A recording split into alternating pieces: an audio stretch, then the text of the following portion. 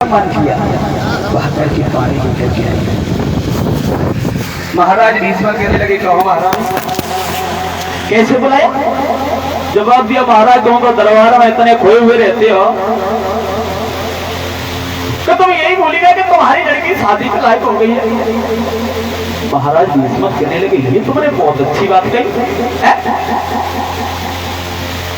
अब माता पिता का ये फर्ज भी बनता है लड़की अगर शादी के लायक हो जाए तो उसका विवाह कर देना चाहिए, हाथ मिले कर देना चाहिए। आदि जाऊंगा और जाकर के दरबार में विचार विमर्श करेंगे। महाराज भीष्म दरबार में पहुंचे, जवाब देखिए हमारे दरबार में बैठे सभी भाइयों आज थोड़ी देर के लिए राज दरबार का काम बंद रखा जाए। आज हम अपनी बेटी की शादी के बारे में आप लोगों से विचार लेंगे।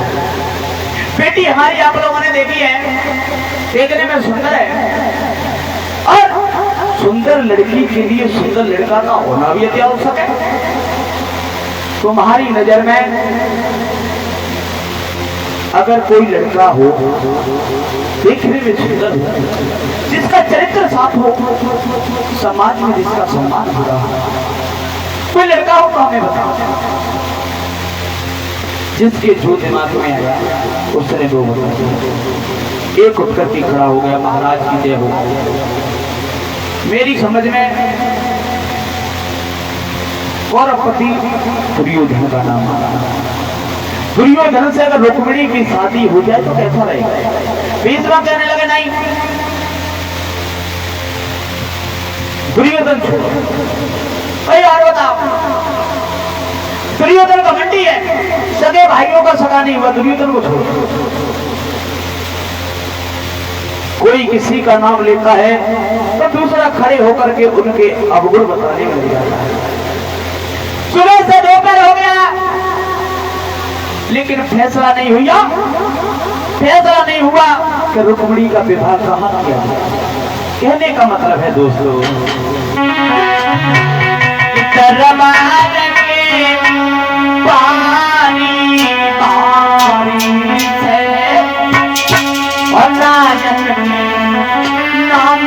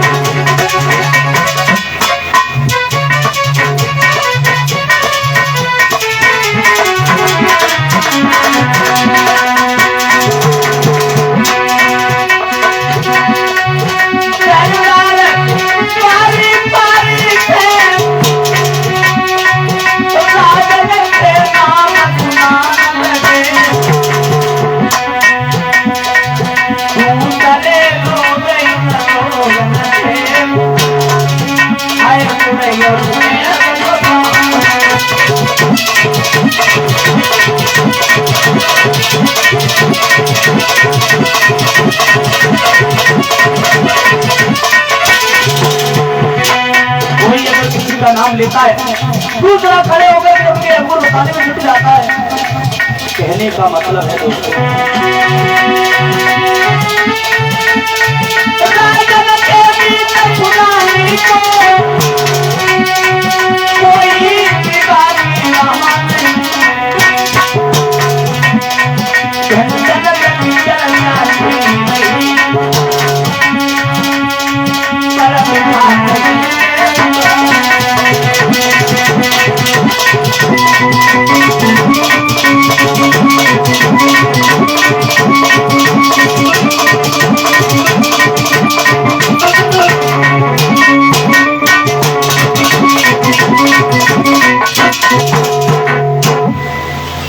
सुबह से दोपहर हो गया लेकिन फैसला नहीं हुआ रुक्मिणी का विवाह कहाँ किया। एक उठ करके खड़ा हो गया, महाराज की जय हो। क्या मैं भी अपने मन की बात कह सकता हूँ? बिल्कुल कहो, बिल्कुल कहो, दिल खोल के कहो। आज सबको बराबर बोलने का अधिकार है, तुम भी बोलो। महाराज सबको छोड़कर हमारे दिमाग में भगवान कन्हैया का नाम आ रहा है। अगर रुक्मिणी की शादी भगवान कन्हैया से हो जाए तो कैसे? जो इतनी बात सुनी, 20 गद्दी से उछल पड़े। बेटा तूने तो मेरे मन की बात छीन ली, बस यही विचार तो हमारा था। हो गया फैसला, नाई और पंडित को बुला लिया जाए और द्वारका में ये खबर फैला दी जाए, कुंदन पुंडरीक महाराज भीष्म अपनी बेटी का टीका लेकर आ रहे हैं।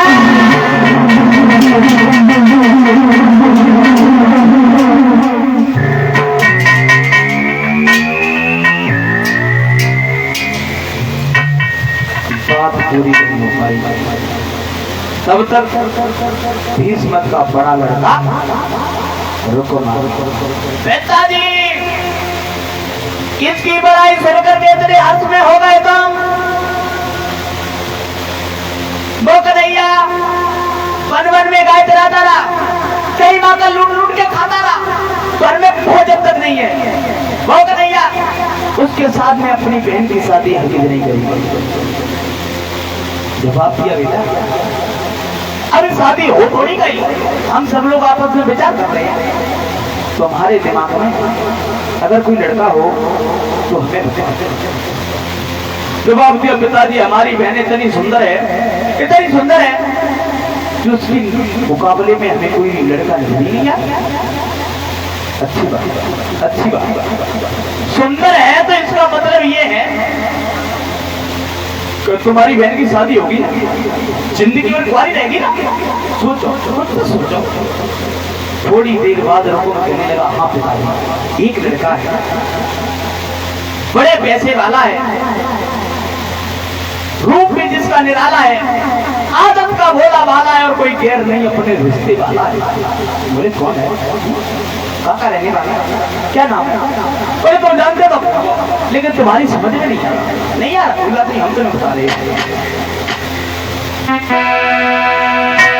अरे सुने बाबू लगे पेलरे रूप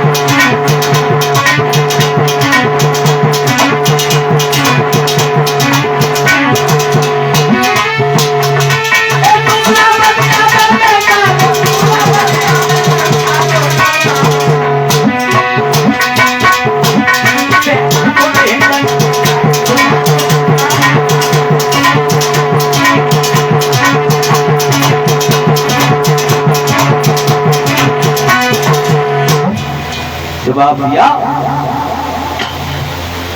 बड़े पैसे वाला है, रूप भी जिसका निराला है,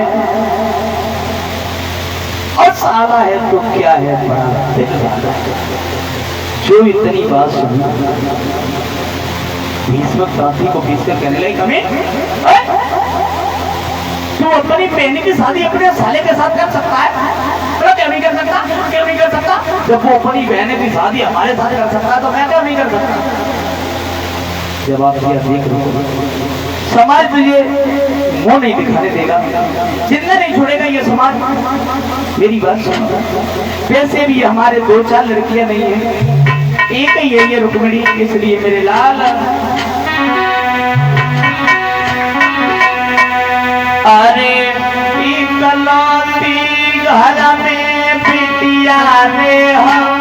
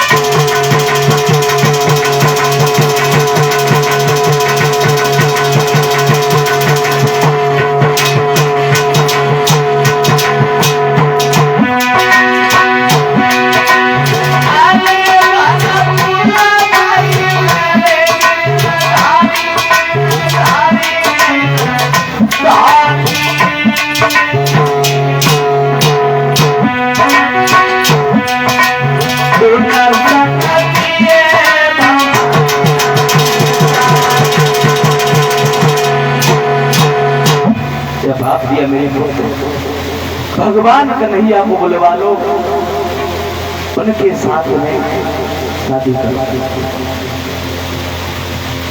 रोको कहने लगा पिताजी, फिर उसी का नाम जिसके नाम से हमें जलन है, नफरत है,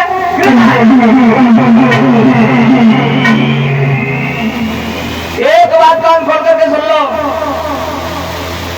अगर कन्हैया चौखट पे आया तो लाशों के ढेर लग जाएगी। मैं नहीं चाहता हूं माताओं के श्रृंगार उधर जाए, मैं नहीं चाहता बच्चे अनाथ हो जाएं। बहन की शादी तो बाद में होगी, पहले घर से तुम्हारी लाश सामने आ जाए। एक बात सुनाओ,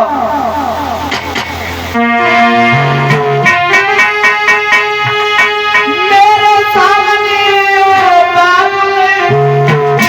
वही चाले नहीं चले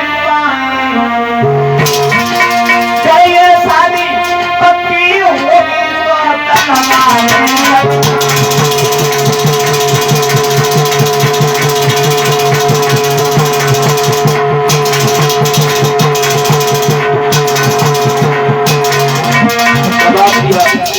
मेरी बात सुनो, ये फूल से फूल नहीं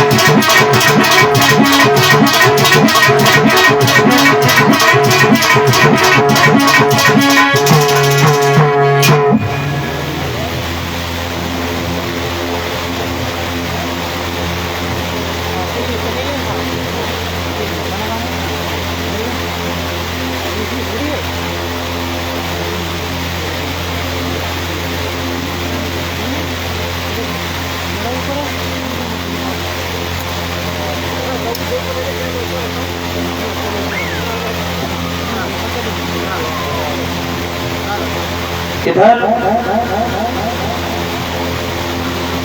हुक्म देने लगा है पिताजी, अगर भूल से भूल हुई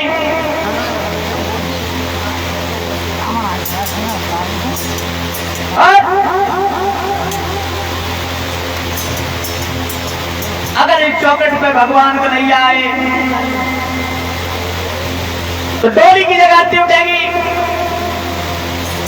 बहन की शादी बाद में होगी, पहले घर से तुम्हारी लाश उठ जाएगी, समझे या नहीं?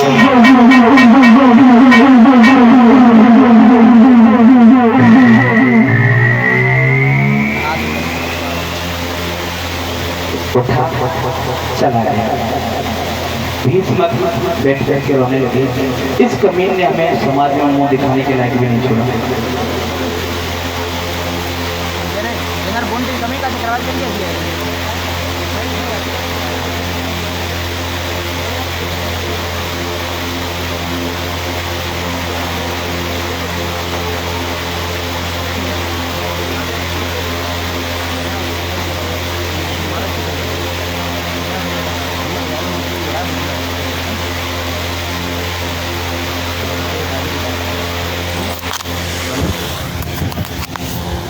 इधर